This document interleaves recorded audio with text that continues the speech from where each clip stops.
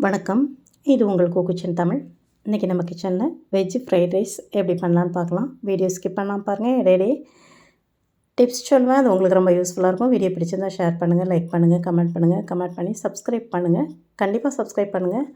Subscribe பண்ணி பக்கத்தில் உள்ள பெல் ஐக்கானை கிளிக் பண்ணி ஆளுங்கிறத கிளிக் பண்ணால் தான் நான் போடுற ஒவ்வொரு வீடியோவும் உங்களுக்கு நோட்டிஃபிகேஷன்ஸாக கிடைக்கும். வாங்க வீடியோவில் போய் வெஜ் ஃப்ரைட் ரைஸ் எப்படி பண்ணலான்னு பார்க்கலாம்.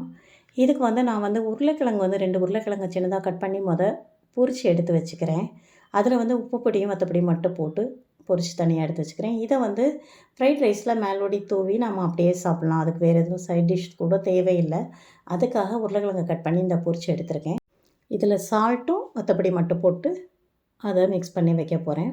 அடுத்ததாக இன்னொரு பெரிய கடாயை எடுத்து இதில் நம்ம ரைஸும் போட்டு கிண்ட போகிறோம். அதனால் கொஞ்சம் பெரிய கடாயை எடுத்து அதில் நெய் ஒரு 5 ஸ்பூன் விட்டுக்கிறேன். அந்த நெய் நான் ஃப்ரிட்ஜில் வச்சுருக்கிறதுனால கொஞ்சம் கெட்டியாக இருக்கும். அதை எடுத்து போட்டுக்கிறேன். ஒரு 5 to 6 ஸ்பூனுக்குள்ளே இருக்கும். நான் நெய் மட்டும்தான் விட்டு பண்ணுறேன் ஃப்ரைட் ரைஸ்க்கு, வேறு எண்ணெய் எதுவும் சேர்க்கலை. இப்போ இதில் இந்த நெய் உருகினதுக்கப்புறம் சோம்பு, பெருஞ்சீரகம் 1 ஸ்பூன் போடுறேன் தாளிப்புக்காக. நெய் இப்போ இழகி வந்துடுச்சு.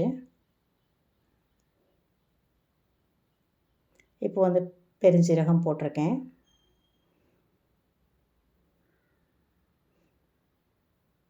அடுத்ததாக இதுக்கு தேவையான காய் வெட்டி வச்சுருக்கிறேன். 3 பீன்ஸு, ஒரு 2 கேரட்டு, அதுக்கப்புறம் ஒரு சின்ன குடமிளகாய் வெட்டி வச்சுருக்கேன். முட்டைக்கோஸ் ஒரு 100 கிராம் சீவி வச்சுருக்கேன்.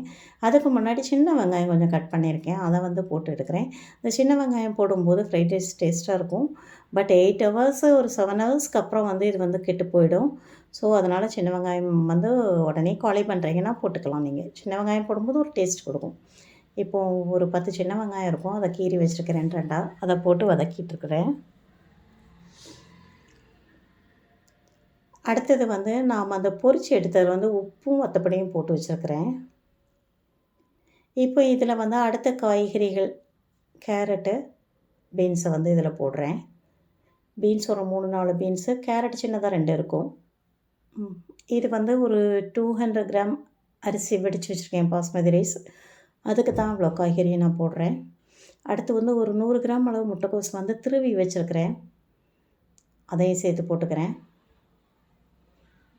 இப்போ இதில் குடமிளகாய் கட் பண்ணி வச்சுருக்கிறேன். அதை கொஞ்சம் கடைசியாக சேர்க்குறேன். ஏன்னா அது லைட்டாக வதங்கினா போதும். லைட்டாக வதங்கினா தான் அதோட அரோமா நல்லா இருக்குங்கிறதுனால அதை கடைசியாக நான் போட்டுக்கிறேன்.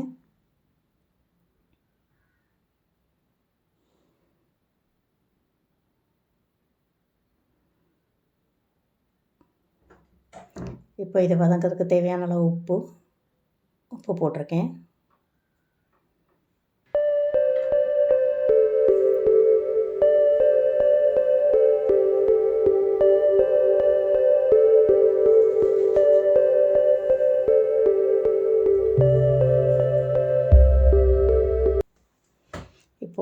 இஞ்சி பூண்டு விழுது 2 ஸ்பூன் அளவு இடித்து வச்சுருக்கேன். அந்த இஞ்சி பூண்டு விழுதை இதில் போட்டிருக்கேன்.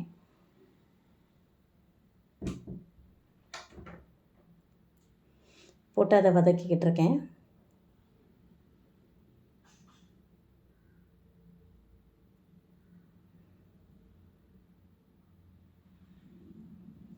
அடுத்ததாக கடைசியாக குடமிளகாய் போட்டு கொஞ்சம் நேரம் மட்டும் இதை வதக்க போகிறேன்.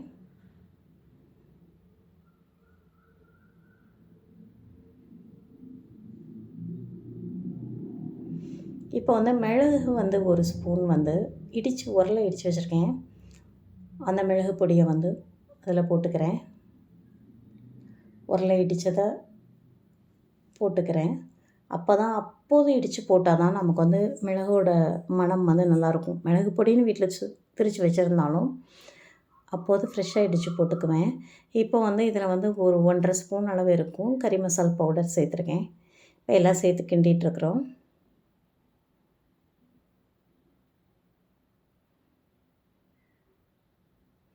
இப்போ ஊற வச்ச பாசுமதி ரைஸை ஒரு 1/2 மணி நேரம் ஊற வச்சு வடித்து எடுத்துருக்கேன். கொஞ்சம் உப்பு போட்டு லைட்டாக உப்பு போட்டு வடித்து எடுத்துருக்கேன்.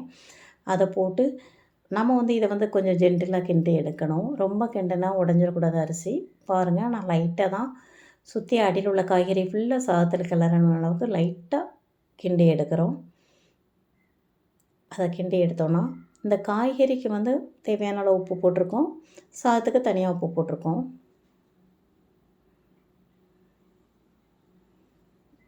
இப்போ பார்த்துட்டு உப்பு தேவைன்னா இன்னும் கொஞ்சம் சால்ட்டு போட்டு நீங்கள் கிண்டிக்கலாம்.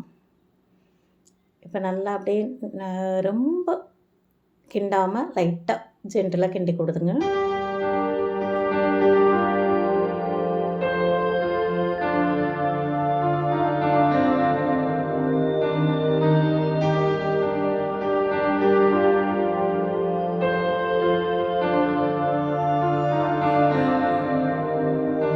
இப்போ ஃப்ரைட் ரைஸ் வந்து ரெடி ஆயிடுச்சு.